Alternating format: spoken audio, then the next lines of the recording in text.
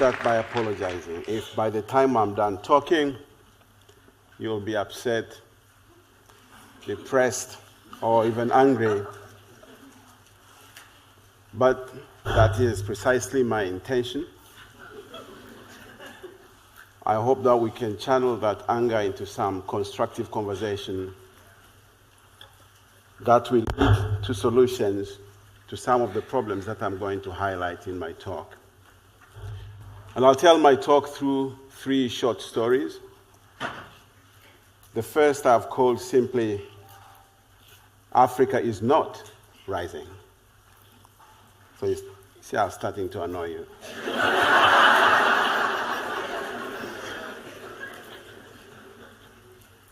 I think that there is quite a number of profound flaws to the Africa rising narrative. The first one being, were coined not by an African, but a well-meaning Western journalist. Somebody who's standing outside, looking in, and comparing the state of the continent today to what it was 15 years ago. Obviously, it's better today than what it was 15 years ago. And we have embraced that narrative without questioning it. And I think that's why we are where we are, where I begin to question this whole idea of Africa rising. And it's not the first time that we have believed without seeing. You know, the Africa rising narrative is based on a very simplistic observation, an unfair comparison of the economic growth of some African countries over the last 10, 15 years, averaging something like 6 to 7%, compared to a very sluggish growth in the West. After the global financial crisis, the West has not been growing so fast. So, as usual, we accepted the name without questioning what it means. Now, the comparison between Africa and Europe is so unfair. I think that a fairer comparison would have been between Africa, a continent of about 1 billion people, and China in its rising years, about 20 years ago. China had also around 1 billion people. But if China could rise at 18% at the peak of its rising, why would 6 to 7% be called impressive? Unless, of course, we have accepted a special standard for Africa, a mediocre standard for Africa.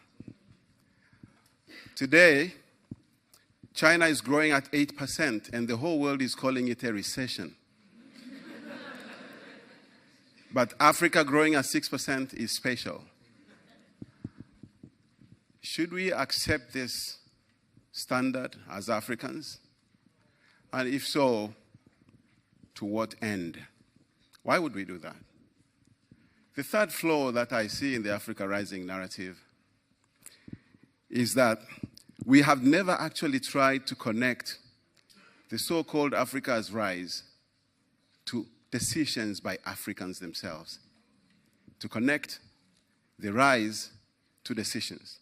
I mean, the gentleman from Rwanda did demonstrate a link between his country's leadership decisions and the rise in life expectancy in his country. But that's Rwanda. That's not the whole of Africa. Africa is being painted with one brush as having risen. Everybody should be happy. But if you look at what has caused the GDP growth in these countries that have pushed up this average number, it's mostly commodities trade. But I don't remember African countries going out en masse to China, to India, marketing their commodities back in the 1990s when this trade started. It was the other way around.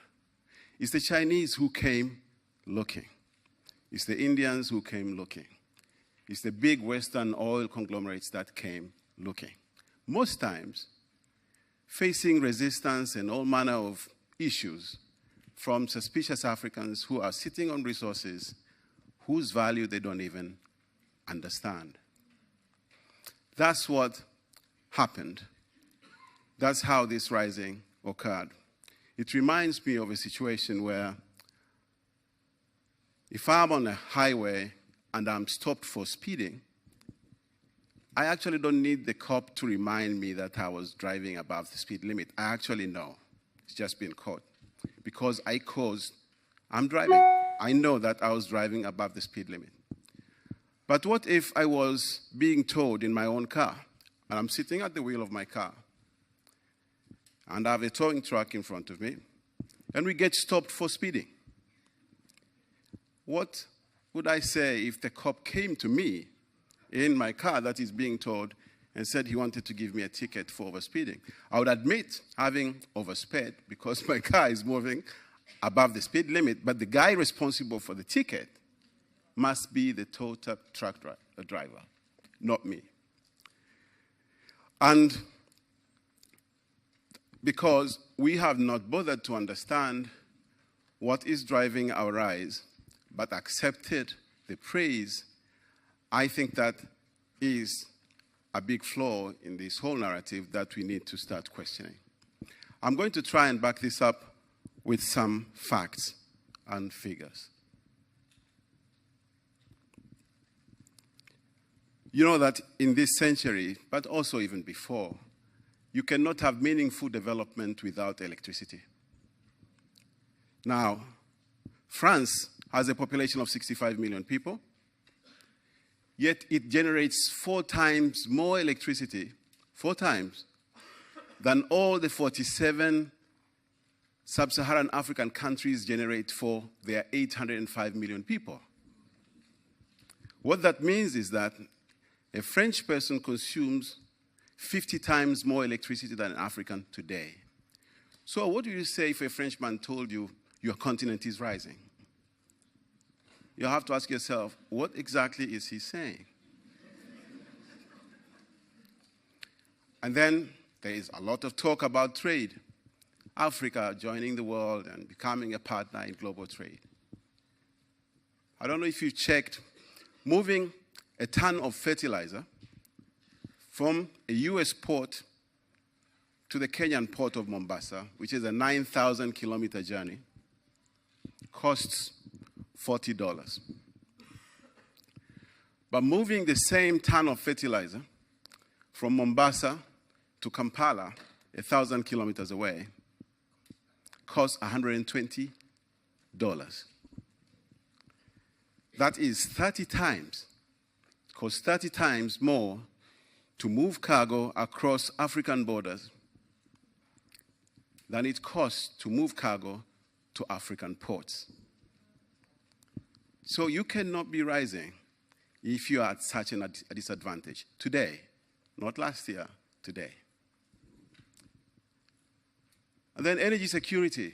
There is nothing more important to a country's security, to a country's progress, without energy, generally, energy security. African countries, poor as they are today, they import $19 billion, sub-Saharan African countries, of oil every single year. That is against cash payments being made by African countries to oil producers elsewhere, against $16 billion a year received in the form of aid. That cannot be constituting rising. But now let's talk about aid. Now I know aid has come under a lot of criticism, but aid can actually work. And there are examples of good aid all over the place for us to see. Germany was a recipient of aid after the Second World War. So was Japan, so was South Korea, so was Malaysia, or even famous Singapore. They all received aid. But there's something special about them, which is they all, without exception, graduated from being aid recipients within 20 years. By the time those 20 years were over, they were actually giving aid to other people. But Africa, 60 years later, 60 years later, Africans are negotiating on a global stage the next form of aid they think they want to be getting. Why is it that we are not able to graduate from aid? Why is it we are not able to start giving aid to others 60 years later. And then, technology. I hear about African startups. CNN has a big program on that. And it's a good thing that we have some startups, some of them of a technology nature. But how much technology are we using in Africa? Most Africans are supposed to rely for their livelihoods on agriculture. Yet, whereas an American farmer producing maize can yield 10 tons of maize on 1 hectare planted, the best we have been able to do in Africa is 2 tons of maize per hectare.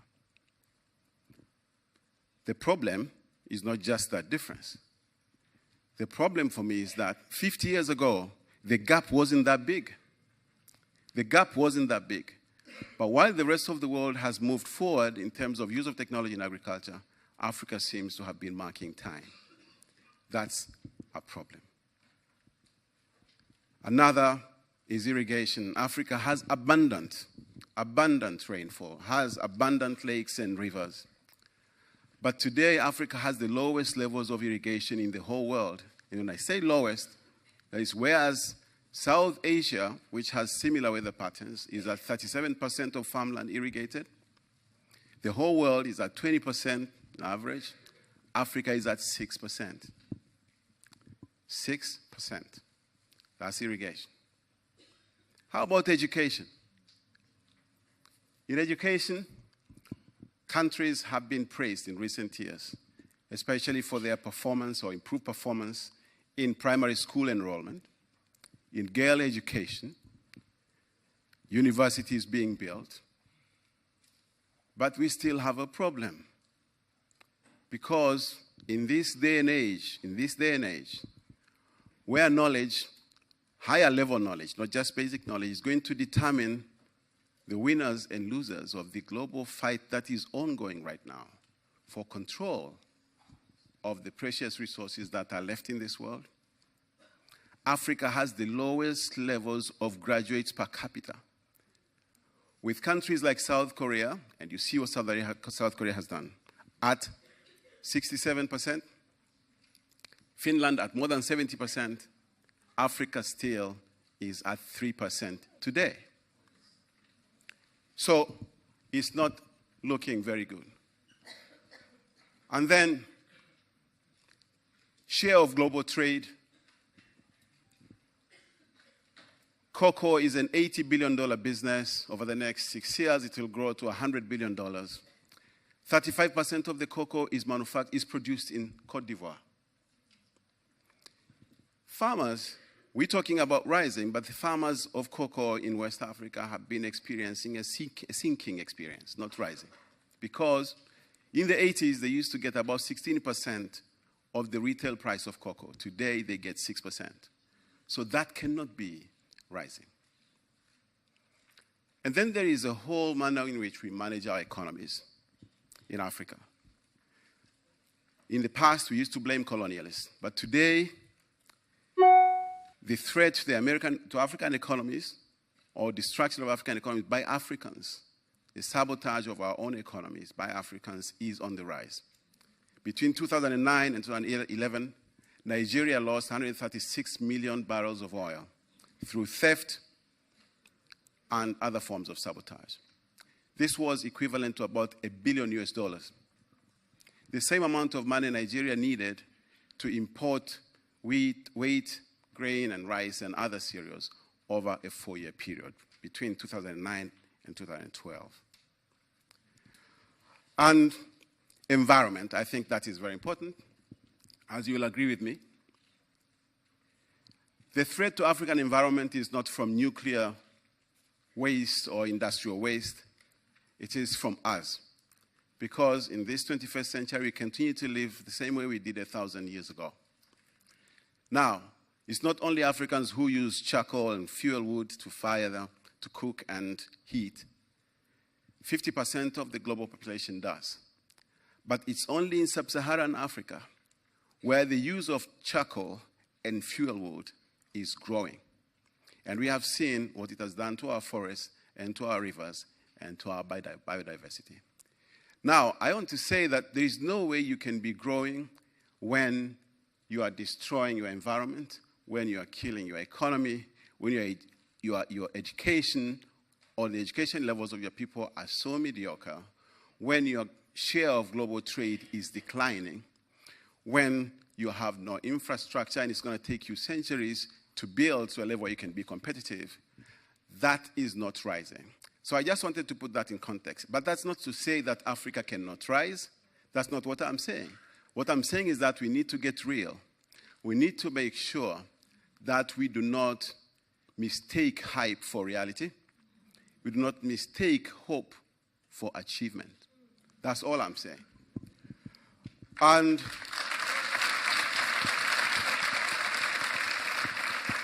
my second story is about the unchanging behavior of Africans, and especially the leadership class. I'm going to compare what happened in my country 75 years ago to what's happening in Africa today. 75 years ago, a 40-year-old geologist from Canada called John Williamson stumbled across a very rich diamond mine in Africa, in my own country, as a matter of fact. And he was not even properly exploring. He just found people using big diamonds to play a traditional board game. And he made friends with the local chief and asked him if he could buy that piece of land where the mine was to stand until today. And the chief sold it to him for very little money and trinkets. And Williamson then went to the colonial government and asked for and obtained an exclusive license for mining in that particular area, which was promptly given, but also a law passed to make possession of diamonds by locals a criminal offense. And then he sent people around the villages to buy that diamond, and they bought it again for small money and trinkets. And he built a mine. He was a very, very good businessman. He died young, unfortunately, at the age of 58. But by the time he died, he was, if not the richest man in the world, but one of the richest people in the world.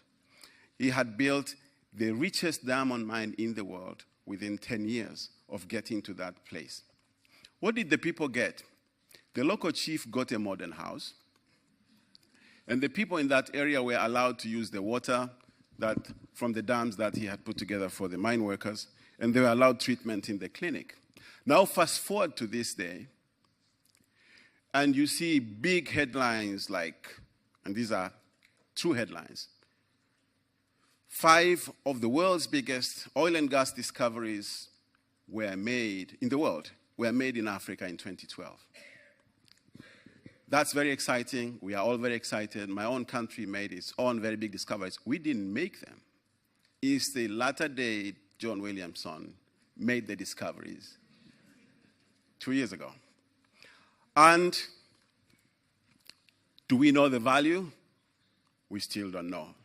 Same like the old chief. And at how much did we sell it? Little money and trinkets. Nothing changes in Africa, especially when it comes to the way we lead and the way we are led. And I think that we cannot keep making the same mistakes and expecting different outcomes or better results. Something's got to give. We need to get our act together. I think it's possible for Africa to rise, but it won't do so until we get organized and we work differently, and we move forward differently. Now, finally, you must have been wondering what this map is all about. Now, this map is the map of parts of East Africa. But the reason I have it here is because some 10 years ago, some gentleman in the US engaged me in a conversation, and he said, "What do you think is going to be the cause for the next world war?" And I quickly said, "Oh, it must be oil and gas, of course. I mean, energy resources, people are always going to fight over them." He said, "No, you're wrong. The next war is not going to be over oil and gas. The next war is going to be over fresh water. Because world population is growing, and by 2050, is going to be such a scarce resource, people are going to have to fight for it. People are not going to fight over oil and gas because all the countries that would start a war have enough of that, but they don't have enough of fresh water. Now, I forgot all about it 10 years ago, until recently, in a conversation with somebody, he said, Ali, do you know that these 3 lakes, you see those lakes? Victoria to the north, and Lake Tanganyika, and Lake Malawi down there. Those 3 lakes, those 3, they hold 30% of all the fresh water the world has. Those 3 lakes, don't take my word for it, go online and check it out. They have more than 30% of all the fresh water the world has. Now, what if there is going to be a war about water? You know, I live somewhere there. So, I did not want to make this dire prediction for no reason. I'm saying it here in the hope that we are not going to fight over this, that we are going to be smarter, we are going to avoid this war, but more importantly, we are going to take care of this water. Thank you very much for listening to me.